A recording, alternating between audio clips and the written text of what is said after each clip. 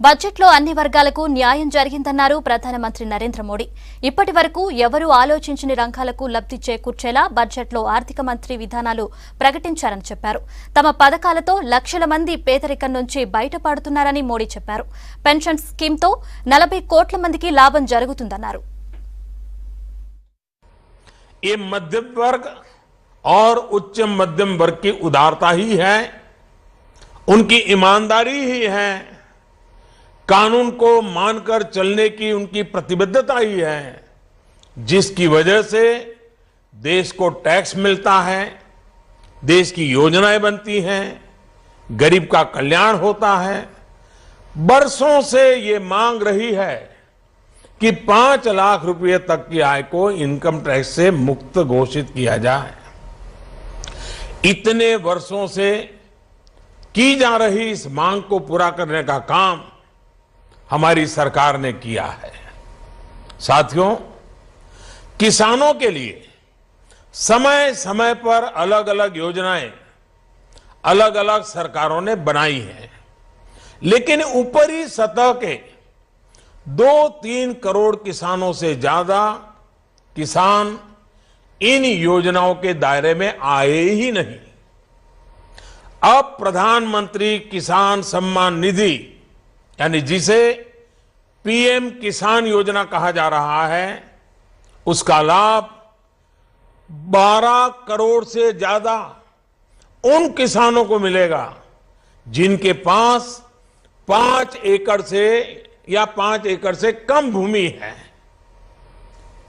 एक प्रकार से आजादी के बाद देश के इतिहास में किसानों के लिए बनी ये सबसे बड़ी योजना है। हमारी सरकार किसानों के लिए एक के बाद एक ठोस कदम उठा रही है। पशुपालन, गौ संवर्धन, मछली पालन जैसे ग्रामीण जीवन और कृषि जीवन से जुड़े अहम क्षेत्रों का भी इस बजट में विशेष ध्यान रखा गया है। राष्ट्रीय कामधेनु आयोग और मछली पालन का अलग डिपार्टमेंट करोड़ों किसानों को अपनी आजीविका बढ़ाने में मदद करेगा, मछुआरों की मदद करेगा। हमारा ये पूरा प्रयास है कि किसान को सशक्त करके उसे वो साधन दें, संसाधन दें, जिससे वो अपनी आय दोगुनी कर सके। आज के निर्णयों से इस मिशन को और तेजी मिलेगी। साथियों, आज भारत में अनेक क्षेत्रों में विकास हो रहा है। नए नए प्रकार के क्षेत्रों में, नए नए विस्तारों में, नए नए प्रकार की योजनाओं में प्रगति हो रही है और इन क्षेत्रों में काम करने वाले लोगों की संख्या भी निरंतर बढ़ती जा रही है। लेकिन असंगठित क्षेत्र के श्रमिकों, मजदूरों, अनऑर्गेनाइज्ड लेबर, जिसमें घर काम करने वाले लोग हों या खेतर मजदूर हो या ठेले चलाने वाले लोग हो, ऐसे समाज का एक बहुत बड़ा तबका है। मेरे भाइयों बहनों, इन मेरे बंधुओं की चिंता कभी नहीं की गई। उन्हें उनके नसीब पर छोड़ दिया गया। हमारे देश में इनकी संख्या, अनऑर्गेनाइज्ड लेबर की संख्या करीब करीब 40-42 करोड़ है। उनके लिए प्रधानमंत्री श्रम योगी मानधन योजना उनके जीवन के उत्तरार्ध 60 वर्ष की आयु के बाद की जिंदगी के लिए बहुत बड़ा संबल होगी। उन्हें आयुष्मान भारत योजना, प्रधानमंत्री जीवन ज्योति योजना, प्रधानमंत्री सुरक्षा बीमा योजना, प्रधानमंत्री आवास योजना जैसी अनेक योजनाओं का लाभ तो मिलेगा ही, बुढ़ापे में रोजमर्रा की जिंदगी गुजारने के लिए पेंशन भी मिला करेगा। भाइयों और बहनों, हमारी सरकार देश के हर उस नागरिक को विकास की मुख्य धारा से जोड़ने का प्रयास कर रही है जो अब भी कुछ कारणों से विकास का पूरा लाभ नहीं ले पाए हैं।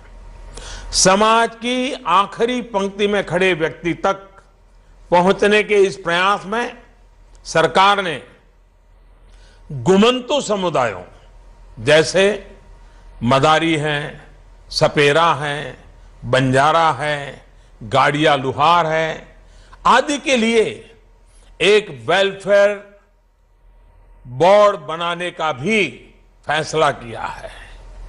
मुझे उम्मीद है कि सही पहचान होने के बाद सरकार के विकास कार्यों का लाभ इन समुदायों को और तेजी से मिलेगा।